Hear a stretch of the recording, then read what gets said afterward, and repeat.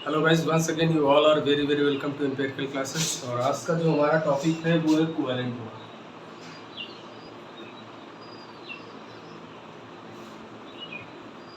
इसको हिंदी में बोलेंगे सहसंयोजी बॉन्ड।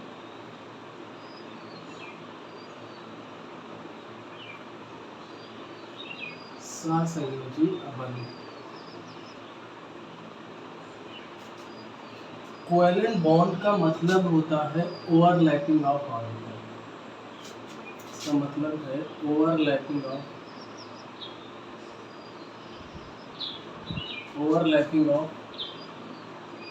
ऑर्बिटल। मतलब जहाँ पर ऑर्बिटल ओवरलैप कर रही होंगी उसे हम क्या कहेंगे? Covalent bond. हिंदी में बोलेंगे ऑर्बिटल का अतिव्यापन। ऑर्बिटल का अतिव्यापन।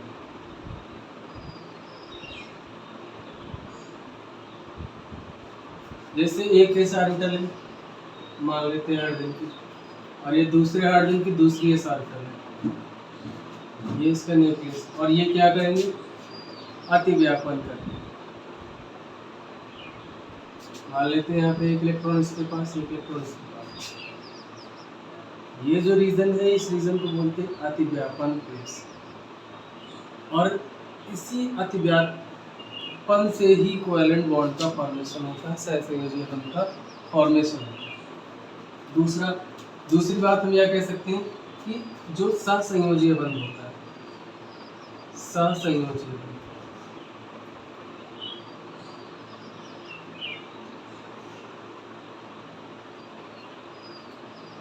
ये सहसंयोजी बंध इलेक्ट्रॉनों की बराबर के साजिश से बनता है। सहसंयोजी बंध होता है वो इलेक्ट्रॉनों के बराबर के साजिश से बनता है, बराबर के साजिश से बनता है।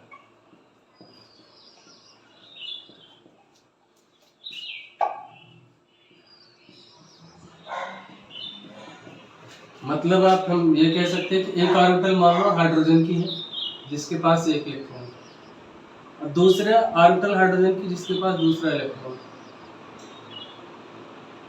ये दो हाइड्रोजन है, इसका मतलब ये हाइड्रोजन अपना इलेक्ट्रॉन यहाँ पे शेयर करेगा, ये दूसरा हाइड्रोजन अपना इलेक्ट्रॉन यहाँ पे शेयर करेगा। इसी चीज को हम लोग रिप्रेजेंट करते हैं ऐसे, जो लाइन खींची हुई इसमें एक इलेक्ट्रॉन इस हाइड्रोजन का और एक इलेक्ट्रॉन इस हाइड्रोजन का। ठीक है, इस तरह के बॉन्ड को बोलते हैं कोवेलेंट बॉन्ड। कोवेलेंट बॉन्ड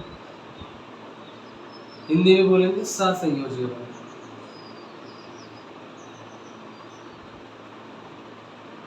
पहचान के बारे में प्रीवियस वीडियो में डिस्कस कर चुके हैं कि जो सहसंयोजी बंध है वो कौन बनाते हैं? अधातुएं बनाते हैं।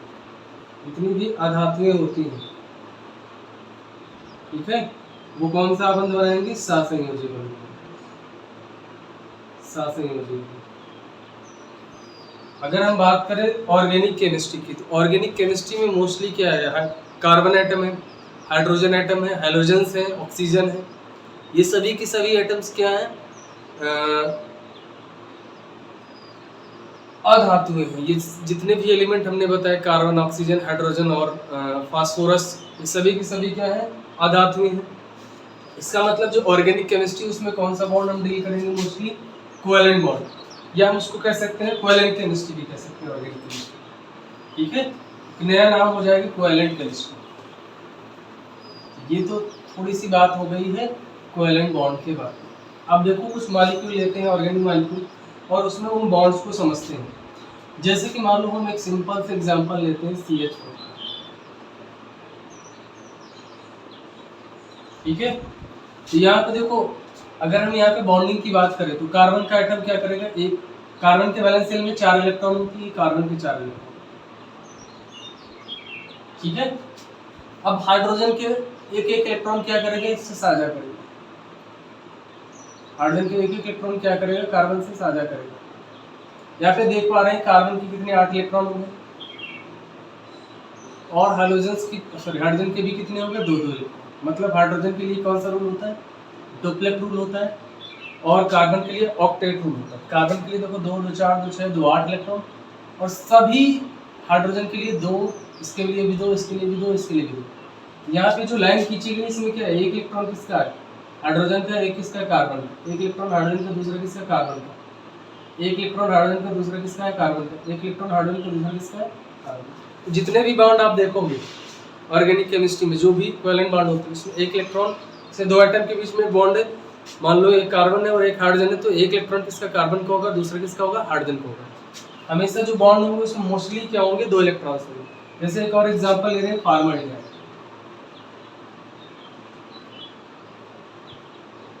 इसमें अगर हम बात करें तो देखो कार्बन है, कार्बन के इलेक्ट्रॉन ये हो गए, और ये ऑक्सीजन एटम, ये ऑक्सीजन के इलेक्ट्रॉन, ये लोन पेयर है, और ये हाइड्रोजन के इलेक्ट्रॉन हो गए। देखो कार्बन के 8 इलेक्ट्रॉन हो गए, हाइड्रोजन के भी 2-2 इलेक्ट्रॉन हो गए, और ऑक्सीजन के भी 8-8 इलेक्ट्रॉन। तो यहाँ पर ये सभी क्या है, कोवेलेंट बॉन्ड। ये भी कोवेलेंट, ये भी कोवेलेंट, ये भी कोवेलेंट, और ये भी कोवेलेंट बॉन्ड। ठीक है, अब हम आगे बढ़ेंगे, कोवेलेंट बॉन्ड का क्लासिफिकेशन करेंगे, कितने टाइप के होते हैं covalent bond. Type of covalent bond, देखो number of lobes, overlapping of number of lobe के अनुसार, ठीक है, जो सहसंयोजी बंध है, सहसंयोजी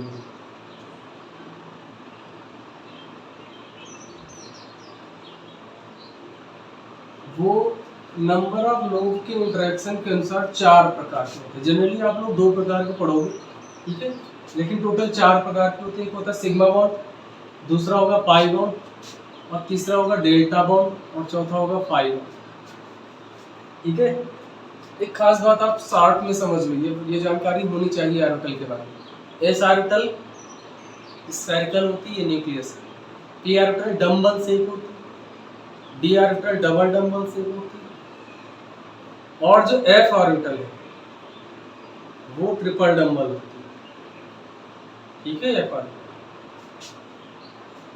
एक लोब होता है, एस ऑर्बिटल में एक लोब होगा, पी ऑर्बिटल में 1-2 लोब होते हैं। लोब का नंबर ऑफ, अगर लोब की हम बात करें, नंबर ऑफ लोब की बात करें तो एस ऑर्बिटल में 1 लोब है, पी ऑर्बिटल में 2 लोब है, डी ऑर्बिटल में 1 2 3 4 लोब है, और एफ ऑर्बिटल में 1 2 3 4 5 6 लोब है। ठीक है, ये बात हो गई लोब्स की। तो जब वन लोब इंटरेक्शन होगा, जब क्या होगा, वन लोब इंटरेक्शन होगा तो सिग्मा बॉन्ड बनेगा। मतलब वन लोब इंटरेक्शन होगा तो सिग्मा बॉन्ड बनेगा। जब टू लोब इंटरेक्शन होगा तो पाई बॉन्ड बनेगा, और जब फोर लोब इंटरेक्शन होगा तो डेल्टा बॉन्ड बनेगा, और जब सिक्स लोब इंटरेक्शन होगा तो पाई बॉन्ड बनेगा।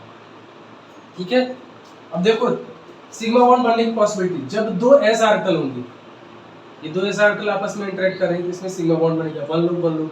एक एस ऑर्बिटल, दूसरी क्या है, पी ऑर्बिटल है, अभी भी क्या बनेगा, सिग्मा बॉन्ड बनेगा। एक एस ऑर्बिटल, दूसरी क्या है, हाइब्रिड ऑर्बिटल। हाइब्रिड ऑर्बिटल में sp2 हो सकती है, sp हो सकती है, sp3 हो सकती है। ठीक है, s के साथ कोई भी हाइब्रिड ऑर्बिटल हो, मान लेते हैं हम sp2 हाइब्रिड ऑर्बिटल, इसमें भी क्या बनेगा, सिग्मा बॉन्ड बनेगा। ठीक है, पाई बॉन्ड कब बनेगा, देखो 2 p ऑर्बिटल भी अगर हेड टू हेड ओवरलैप कर रहे हैं तब भी क्या बनेगा, सिग्मा बॉन्ड बनेगा। इसमें वन लोब इंटरेक्शन, यहाँ पे भी one lobe interaction, one lobe interaction, one lobe interaction. अब देखो पाई बॉन्ड कैसे बनेगा, 2 p orbital side wise overlap करेंगे। यहाँ पे देखो टू लोब इंटरेक्शन हो रहा है, यहाँ पर टू लोब इंटरेक्शन हो रहा है। ठीक है, खास बात समझो, यहाँ पर जो इंटरेक्शन हो रहा है, हमने साथ बताया होगा कि जो एस ऑर्बिटल होती है उसमें इलेक्ट्रॉन डेंसिटी क्या होती है, इक्वली डिस्ट्रीब्यूटेड होती है, और पी ऑर्बिटल में इलेक्ट्रॉन डेंसिटी कहाँ पर होती है, लोब पर होती है। जो डंबल शेप ऑर्बिटल होती है उसमें इलेक्ट्रॉन डेंसिटी कहाँ पर मैक्सिमम होती है, लोब पर। तो ये जितनी भी ओवरलैपिंग है इसमें maximum electron density bond formation में पार्टिसिपेट कर रही है। तो ये कैसे बॉन्ड है, स्ट्रॉन्ग मजबूत बॉन्ड है, ये मजबूत बॉन्ड है। मजबूत बॉन्ड क्यों, देखो इलेक्ट्रॉन डेंसिटी मैक्सिमम कहाँ पर होती है, लोब पर होती है, और लोब रीजन ही क्या कर रहा है, ओवरलैप कर रहा है। मतलब ये electron maximum electron density bond formation में पार्टिसिपेट कर रही है।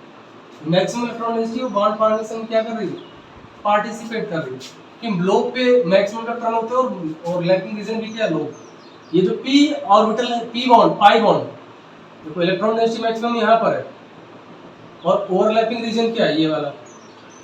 तो ये बॉन्ड क्या होगा, इसके कंपैरिजन में वीक बॉन्ड होगा, ये कमजोर बॉन्ड है, ये कमजोर बॉन्ड है, ठीक है। अच्छा, डेल्टा बॉन्ड की बात करें तो डेल्टा बॉन्ड कैसे बनेगा, इसको भी समझ लेते हैं। और पॉसिबिलिटी हो सकती है पाई बॉन्ड की, बिल्कुल हो सकती है। जैसे कि मान लो एक डी ऑर्बिटल है और एक क्या है, एक है पी ऑर्बिटल। एक डी ऑर्बिटल और दूसरी क्या है, पी ऑर्बिटल। ये भी क्या होगा, पाई बॉन्ड होगा, ठीक है। डेल्टा बॉन्ड की बात करें तो समझो, एक डी ऑर्बिटल ये होगी, ठीक है, दूसरी डी ऑर्बिटल ये होगी। इसमें ये वाला लोब इस लोब से इंटरेक्ट करेगा, ये वाला लोब इस लोब से इंटरेक्ट करेगा, और ये वाला लोब जो है इस लोब से इंटरेक्ट करेगा, और ये वाला लोब इस लोब से। टोटल 4 लोब समझो। मान लो ये डी ऑर्बिटल है, इसी के ऊपर एक और डी ऑर्बिटल ऐसे रख देंगे, तो चारों लोग आपस में क्या करेंगे, इंटरेक्ट करेंगे। तो इससे क्या बनेगा, डेल्टा बॉन्ड। अब पाई बॉन्ड देखो कैसे बनेगा। ये दो डी ऑर्बिटल है, दो क्या है, डी ऑर्बिटल। ये डी और पी है, ये पी और पी ऑर्बिटल। ये एस एस ऑर्बिटल है, ये एस एस पी और एस, ये हाइब्रिड ऑर्बिटल है, ये हाइब्रिड ऑर्बिटल है, ये एस और ये भी एस। देखो डी ऑर्बिटल में 6 लोब होंगे, ठीक है। एक ये एफ ऑर्बिटल होगी, दूसरी एफ ऑर्बिटल होगी। अब समझो, ये वाला लोब इससे इंटरेक्ट करेगा, ये वाला लोब इससे इंटरेक्ट करेगा, ये वाला लोब इससे इंटरेक्ट करेगा, ये वाला लोब इससे इंटरेक्ट करेगा, और ये वाला लोब। यहाँ पे देखो 6 लोब, एक डी ऑर्बिटल है, 1 2 3 4 5 6 लोब, ठीक है, 6 लोब। एक ये एफ ऑर्बिटल 1 2 3 4 5 6 लोब, और ऐसे एक और एफ ऑर्बिटल इसके ऊपर जाके ओवरलैप कर रहे हैं। इससे क्या बनेगा, 5 बॉन्ड बनेगा। 6 लोब इंटरेक्शन हो रहा है, ठीक है। ये दोनों एफ ऑर्बिटल है, तो ये 5 बॉन्ड हो गया, ये डेल्टा बॉन्ड हो गया, ये पाई बॉन्ड हो गया, और ये सिग्मा बॉन्ड हो गया। इतने तरह के कोवेलेंट बॉन्ड हम लोग डील करेंगे। बहुत ही इंपॉर्टेंट पॉइंट है और बहुत ही इंपॉर्टेंट बात है। जनरली हम लोग इन बॉन्ड्स के बारे में पढ़ेंगे, ठीक है। आने वाले समय में इनके एग्जाम्पल्स और भी जो भी डेटा है उसके बारे में हम जानकारी देंगे आप लोगों को। तो उम्मीद करता हूँ सिग्मा, पाई, डेल्टा और पाई, ये चारों तरह के बॉन्ड आप लोगों को समझ में आए होंगे। देखो ये बॉन्डिंग जानना बहुत ज़रूरी इसलिए है क्योंकि आप ऑर्गेनिक केमिस्ट्री पढ़ोगे, और ऑर्गेनिक केमिस्ट्री लगभग अगर हम यूपी बोर्ड की बात करें तो 70 का पेपर होता है। हाँ, थ्योरी का जो पेपर है वो 70 का होता है। कम से कम 40 से 45 मार्क जो है वो ऑर्गेनिक केमिस्ट्री से आता है। तो इसका मतलब ये जो बॉन्डिंग है, ये सिग्मा बॉन्ड और पाई बॉन्ड्स है, ये सिग्मा और पाई बॉन्ड्स कम से कम 45 नंबर के आपके एग्जाम में आने वाले हैं, इसलिए ये बॉन्डिंग पढ़ना बहुत ज़रूरी है। Okay, thank you for watching, have a nice day.